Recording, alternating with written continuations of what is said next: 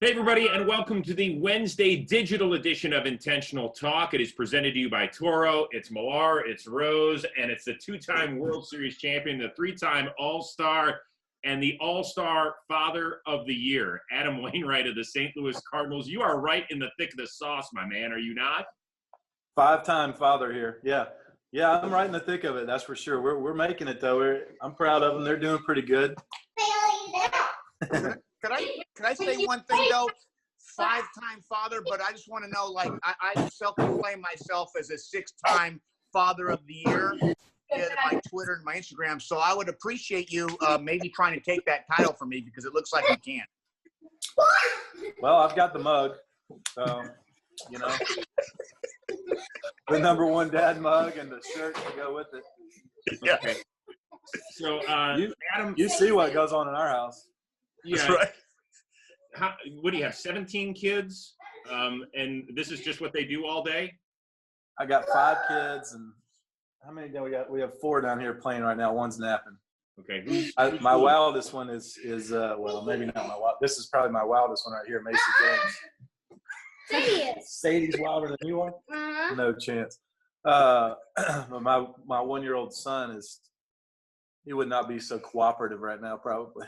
Okay, so why don't you introduce us to everybody back there, ages and This is Bailey Grace. She's my oldest. She's 13. She was born 6 weeks before the World Series in '06. Wow. And Morgan. That's Morgan in the background with the orange shirt on waving. okay. Macy James. Mace, stand up, girl. Hey. Hey. Where's Sadie? Sadie, come here. Say hey. There's Sadie. Oh my gosh. Yes. Yeah, Now, but if 13, I was a 11, 8, 4, and 1 is what I'm working with. So if I was a gambling man, is Sadie the youngest? She's the No. youngest girl. Yeah. Youngest girl. So far in this household, she probably controls the household due to how she's doing that day. Is that safe to say? Yeah, she gets away with a lot of stuff. I'll say that. Yeah. She got the curls and the big browns to go with it too. Yeah. A little every now and then a little sassy attitude. She's pretty sweet though. She got that sweet side to her. Yeah. And so Adam, your wife Jenny is curled up with a bottle of wine in your bed right now. She's upstairs enjoying some quiet time. We came down to the basement. When we came down to the basement, she was okay with it. So what are we in the middle of, like, online school, spring break, gifts, or you like the PE teacher? What sort of role are you playing since you're home right now? I'm definitely the PE teacher. My other hey. Baby, you know you're live on national TV right now. Yeah, you're live on national TV. Millions of people watching. We have their teachers are working with them remotely online. Praise the Lord for that. If there's 2 people groups, and there's probably many more, but I'm going to name 2 that we have found right away that need to be paid more. It's the medical care professionals and the first responders, and it's teachers. Mm-hmm. Oh my goodness, teachers, we love you, teachers, and we're ready for school. We're ready for school. School is a great thing. We're ready for it. Yep, it is a great thing. Who's the disciplinarian? You or Mama? Probably Mom. Wouldn't you say? I didn't hear the question. Disciplinarian. Who's the disciplinarian? Definitely Mom. Yeah, she's unfortunately, I'm always thinking about what's next to do that's fun, and she's always trying to keep everybody surviving and alive and thriving. And I'm just, we don't really need to eat. We need to go, to the park or whatever. And she's like, you have to be responsible in a much sweeter tone. I see Dad, like, he's one of these, we love having him on our show because he's so much fun and he's always dancing around the house and stuff. Is this what he always does? Yes. Yeah. He tells me about 4 times a day. Yesterday I was like, hey, I think when you eat this, you have to do this certain dance with it. And so I started doing dance, and she's like, Dad, you're so weird. True. When you make food, you don't like sit there and like. You have to have a certain dance to stir things properly sometimes. I'm just saying. Yeah, like this. That's the guacamole dance. Yes. See, there's all kinds of fun things.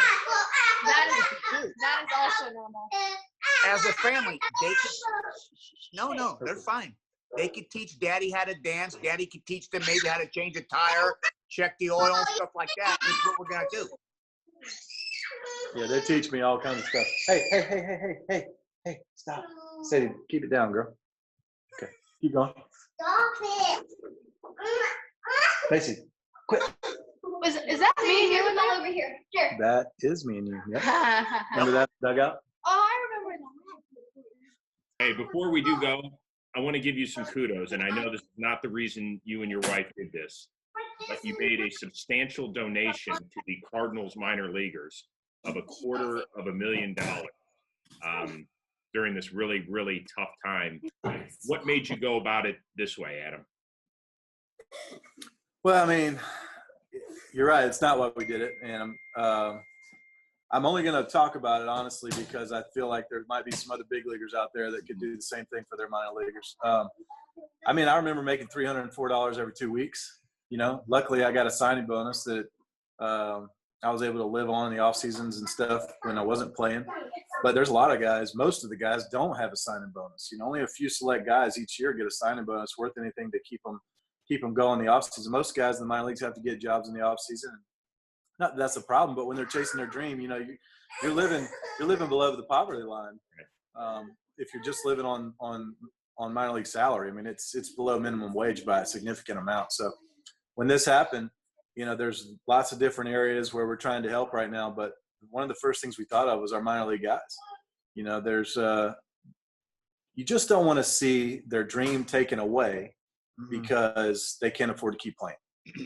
And that happens, unfortunately, as you know, that happens with a lot of guys where they can't afford to keep pursuing. They got to go out and make money for their family.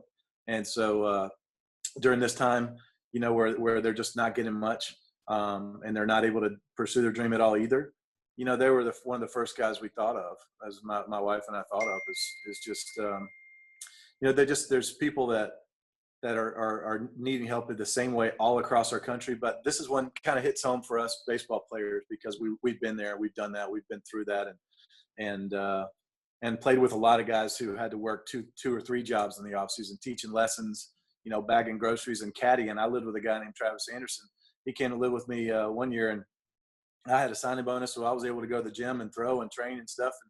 And he was able to do that when he could, but he was caddying, and he was teaching lessons, you know, 2 jobs a day for the whole off season to try to keep his dream going. So there's a lot of guys just like that, and we're just trying to help them out a little bit. That's awesome. That's so good. And hey, you know what else we did though this time? I was going to applaud a lot of our big league athletes. We partnered with every big league city contributed to this. We had at least one player on every team, 50 total players. We partnered with Garth Brooks and his foundation to do the Home Plate Project. That just cleared today. We're going to be releasing money that we're feeding kids in every big league city through every big league team. So we're doing some cool things with Big League Impact and those guys too. But your big thanks and big shout out goes out to all those players that everybody's hearts on everybody who's in need right now. You know, as baseball players, many of us have been granted means that are far beyond anything we could have ever imagined. And it's fitting that we give some of that back. That's awesome. Thanks for always keeping it in perspective. You know, you didn't need a national tragedy like this in order to do it. You've been doing this your entire big league career. So keep doing what you're doing. Thank you so much for giving us a few minutes, for welcoming us into your home. Your girls are great. Hey, bye, girls. Bye, girls. They're on the floor now. I love it. What's going on? It looks like there might be some chips back there too. Y'all supposed to have chips in the basement? Morgan brought them. Oh yeah, throw her right under the bus. That's what we do. Okay, love it. All right, Adam, guys. thank you so much. We appreciate it. We will see everybody Friday for the digital edition of Intentional Talk presented to you by Toro.